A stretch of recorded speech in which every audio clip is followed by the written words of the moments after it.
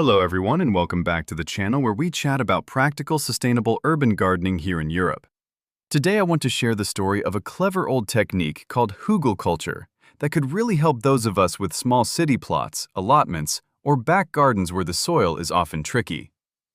Picture this. Back in 1510 in the marshlands of Poland, where peasants stood knee-deep in the wet ground, staring at land too soggy to plow. Crops rotted before harvest and animals sank into the mud, making the place seem worthless for generations.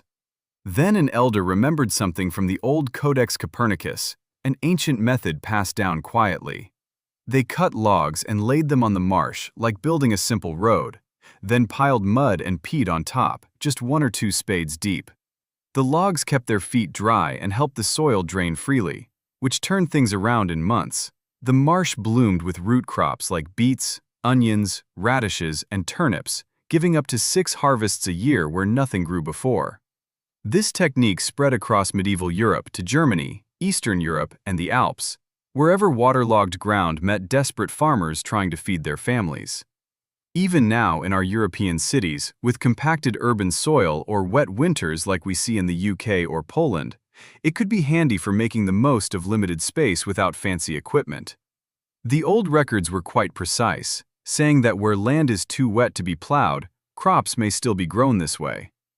Hugels can be any length, but it is convenient to measure them narrowly so plants may be tended from both sides.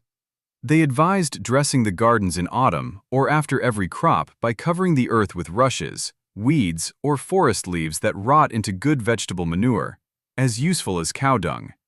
The mounds worked best for root crops like beet, onion, radish, and turnip because these plants grow well in the shallower soils created. But then, around the 1920s, something shifted as tractors rolled onto fields and agriculture picked flat ground, straight rows, and maximum speed for efficiency. The mounds got leveled, the logs burned, and this 1,000-year-old self-watering method faded in a single generation. Yet the word Hugelkultur comes from the German for mound and culture, though the idea is far older than the name itself. In our modern urban gardens across Europe, where space is tight and we want to cut down on watering or bought fertilizer, this history reminds us there are smart, low-effort ways to grow food. Now, let us fast forward to 1962 in the Austrian Alps, where a farmer named Sepp Holzer took over his parents' tough mountain farm. The place sat at 1,000 to 1,500 meters, with an average temperature of 4 degrees Celsius, and winters hitting -25. It had 170 frost days a year, and was nicknamed Austria's Siberia. So conventional farming failed completely there. Holzer turned back to what his childhood and the Book of Nature taught him, burying logs not just in marshes, but on steep slopes under terraces and every garden bed. He stacked oak and maple logs 3 feet high, packed them with branches and leaves, then covered everything with soil before planting. Within 2 years, lemons grew in the snow, kiwis ripened at altitude, and grapes hung heavy where neighbors could barely grow grass. Citrus trees bent under fruit surrounded by spruce forests, which was quite something at that height. Austrian authorities came with clipboards measuring terraces, inspecting ponds, and examining the buried wood mounds. They fined him repeatedly by the late 1980s, more times than any other farmer in history, threatening to seize the land. They accused him of illegal water structures, violating forestry rules, and reckless management. Yet his results spoke for themselves. While neighbors grew monoculture spruce on tired soil, Holzer harvested 45 hectares of diverse gardens with ponds, fruit trees, vegetables, grains, mushrooms, and livestock, all without inputs. His farm yielded 10 times more food per acre than conventional ones at that altitude, which is impressive for such harsh conditions. By 1992, after another fine for a pond, the inspectors came expecting failure, but photographed success instead. Citrus in alpine snow, 8-year harvests from logs buried once, and soil staying moist in drought, while wells elsewhere ran dry. The fines never stopped him, only making him more sure that nature, left to itself, outlasts bureaucracy. For us in European urban gardening with changing weather patterns, this shows how buried wood can create self-watering beds that hold moisture well. It acts like a sponge thanks to the way rotting wood absorbs and releases water steadily, which could save us time and effort in city allotments. Holzer understood that rotting wood is a natural sponge, something medieval peasants had already worked out centuries earlier.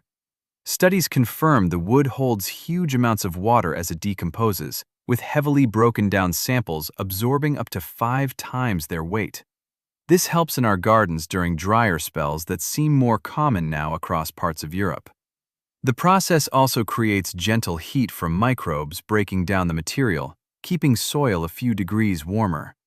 That extra warmth extends the growing season a bit, which is useful in cooler northern climates or high-altitude style plots we might have.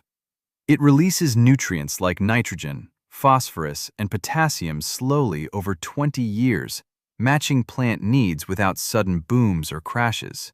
Fresh wood needs nitrogen to start decomposing, so layering in grass clippings, manure, or compost avoids any short-term issues with plants. Over time, the logs even support nitrogen-fixing bacteria, turning the mound into a natural feeder for free. In urban settings, this means less reliance on shop-bought fertilizers, which is kinder to our budgets and local waterways. The technique survived alpine winters and marshy challenges, making it worth considering for sustainable city growing, where we aim to work with what we have. You can see why it appealed to those historical farmers facing impossible land, and why it might suit our small European gardens today. We do not need huge farms to try it, just a bit of space and some logs to build resilience against variable weather. Holzer proved it works without chemicals or constant irrigation, which aligns perfectly with the low-maintenance approach many of us want. This self-sustaining system charges up over the first year or two, then runs reliably for decades with minimal fuss. It is the sort of practical idea that fits our busy urban lives, while building better soil over time. Think about how handy that would be on a typical allotment in Germany, or a balcony raised bed in the UK, where water access can be limited. The history shows it is not new, but a proven way to garden smarter in challenging spots. Now that we have explored the fascinating history of Hugelkultur, it is time to look at how this technique can work in our modern urban gardens across Europe. Many of us gardening in cities face challenges with limited space, compacted soils, and the desire to reduce water use and bought inputs. This method offers a realistic way to create productive beds that take care of themselves after the initial setup period. It is particularly suited to the variable weather we experience in different parts of the continent. You can begin by selecting a suitable location in your allotment or back garden that receives decent sunlight throughout the day. Mark out a rectangular area, approximately 6 feet long and 3 feet wide, to allow easy access for tending the plants. If your soil allows, dig a trench about 2 feet deep to provide a stable foundation for the structure. Alternatively, build the entire mound above ground level if digging proves difficult in your space. Gather a good supply of hardwood logs, such as oak, maple, beech, or birch, from sustainable local sources. Make sure the wood is untreated, and avoid any cedar, walnut, or chemically treated timber completely. Stack the logs tightly together in the marked area, filling all spaces with smaller branches and twigs as you go. This tight packing prevents unwanted air pockets that could cause the bed to settle unevenly later. Add a substantial layer of nitrogen-rich materials on top of the wood pile to support the decomposition process. Fresh grass clippings, kitchen scraps, or well-rotted manure work well for this essential step. Cover the nitrogen material with 12 to 18 inches of quality topsoil, smoothing it into a gentle mound shape.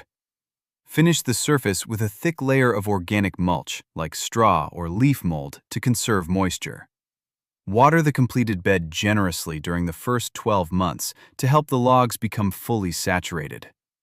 After this establishment phase, the bed will start to manage its own watering needs remarkably well. The rotting wood acts as a natural reservoir, releasing moisture slowly to plant roots during drier periods. In British gardens, this can be a real help during typical summer dry spells we often encounter. The microbial activity also produces a small amount of heat that warms the soil slightly above surrounding ground. This can extend your effective growing season by a week or two in cooler northern European climates.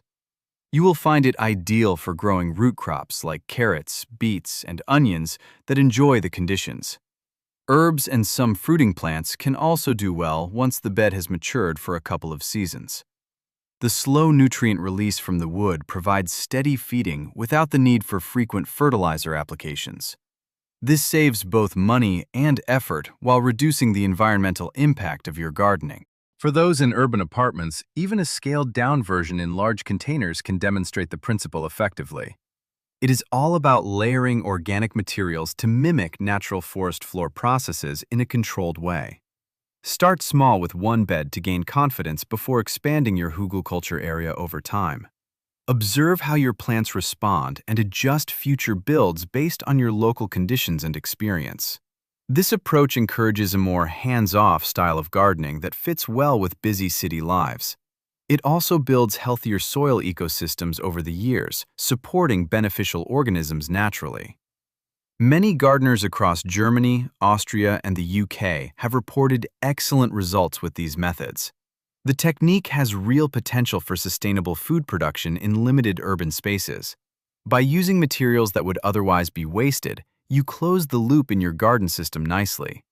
It is a practical and time-tested way to work with nature rather than constantly fighting against it. With patience, you can enjoy abundant harvests from beds that require minimal ongoing maintenance after setup. Consider building one in the autumn when garden waste is plentiful and conditions are right for starting. You will be pleased with how the system develops and supports your plants season after season. The history of European farmers using this in difficult conditions shows its reliability over centuries. We can adapt those same principles today in our city environments for resilient gardening.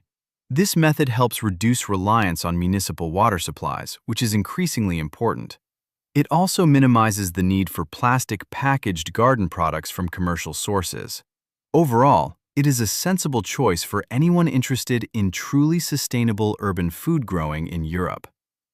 In German allotments, you can often source logs from local forest management schemes or tree pruning services. French gardeners might use chestnut or plane tree wood that is readily available in many regions. Polish urban plots benefit from the same marsh-draining logic that the original peasants discovered centuries ago. The self-watering effect really shines in areas with clay-heavy soils common across much of Central Europe. Troubleshooting is straightforward if your first crops look a bit pale. Just add more nitrogen-rich topping next season. The bed settles naturally over time, so top up the soil and mulch each autumn to keep it performing well. No need for expensive moisture meters, as you will quickly learn to read the surface cues after a couple of years.